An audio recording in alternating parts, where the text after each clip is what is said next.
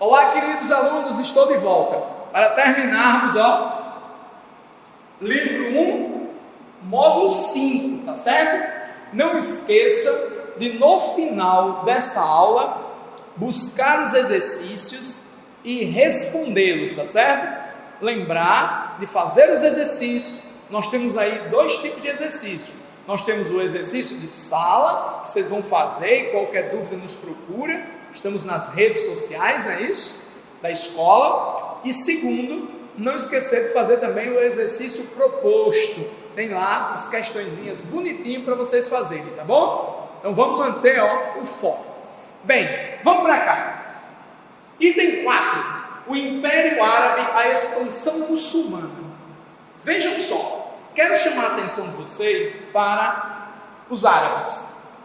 E dentro dos árabes, eu quero localizar a Arábia Saudita. Chamar a atenção para o papel fundamental do profeta Maomé. Lembrem-se, antes do profeta Maomé, na Arábia Saudita não existia unidade política, nem tampouco unidade religiosa. Como assim, professor? Ora, veja bem, você tem uma realidade política marcada pela formação de várias tribos, cada tribo com seu próprio chefe, cada tribo com seu poder local. E no campo religioso, vários deuses, várias imagens, um politeísmo enorme. Ok? Onde é que entra o papel de Maomé?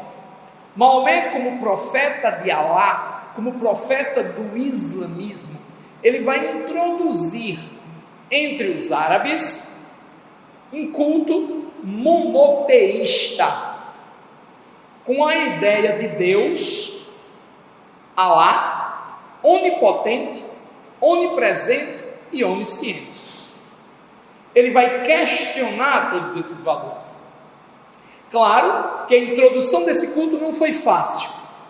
Maomé foi tremendamente perseguido e quase morto por opositores, tendo que fugir de Meca para uma cidade chamada Medina. Essa fuga de Maomé, os árabes chamam de Hégira. Olha só, Hégira. E ela marca o início do calendário muçulmano até os nossos dias. Uma outra coisa muito importante que eu queria chamar a atenção de vocês é que o processo de unificação que Maomé irá implementar a partir da unificação política e da unificação religiosa através do islamismo, promoveu inevitavelmente uma unidade de propósito. E essa unidade de propósitos contribuiu para um amplo processo de expansão. Olha só, foque em mim, um amplo processo de expansão. E esse amplo processo de expansão se deu de 3 formas. Olha só, de 3 formas, queridinhos. Primeiro, a expansão territorial. Os árabes vão se expandir lá da região do Paquistão até a Península Ibérica. Isso em menos de um século, motivados por esse espírito, que eles chamavam de jihad. Olha só, chamavam de jihad. Ou, para alguns, o motivador do chamado princípio da Guerra Santa. Segundo ponto, expansão econômica. Essas áreas conquistadas vão virar mercado consumidor, ok? E terceiro, expansão cultural. Não esqueçam que os árabes foram responsáveis por fazer o intercâmbio cultural entre o Oriente e o Ocidente. Bacaninha? Muito bem. Técnicas agrícolas chegaram ao mundo ocidental, trazidos do Oriente pelos árabes. O uso da pólvora, por exemplo, as especiarias, as famosas especiarias, estudos na área de química, de física. Olha só, a famosa alquimia chega, a alquimia que vai ser um princípio básico para a origem da química, Que massa, né? Não esquecer de uma obra literária famosíssima chamada As Mil e Uma Noites, que reúne contos, histórias e aventuras de vários povos do Oriente e que os árabes trouxeram para o mundo ocidental. Bacaninha? Esquecem disso não, né? Muito bem. Um outro ponto fundamental é o sistema feudal. A Europa medieval se caracteriza como a formadora de um singular sistema político, econômico e social. Esse sistema político era baseado na descentralização política. Essa descentralização política fragmenta toda a estrutura política. Segundo, estrutura econômica. Lembrem-se, o feudalismo é um sistema econômico baseado na economia agrícola, voltada para o alto consumo, tá certo? Numa relação de comércio e de troca. Uma outra coisa muito importante é não esquecer da pesada carga tributária que recai sobre os servos. Por quê, professor?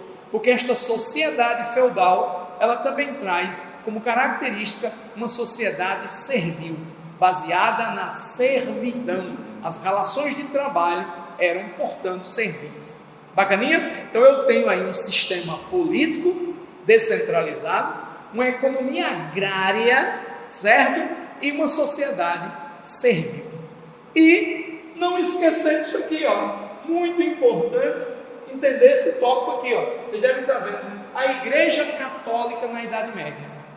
Lembrem-se, uma instituição que nasce lá dentro do Império Romano, que se consolida dentro do Império Romano com o Édito de Milão, que nós vimos em sala, e o Édito de Tessalônica, que nós vimos em sala também. Recorram aos seus estudos. E a Idade Média, com a queda do Império Romano, a Igreja Católica se consolida como uma grande potência que exerceu um papel fortemente no cotidiano das pessoas.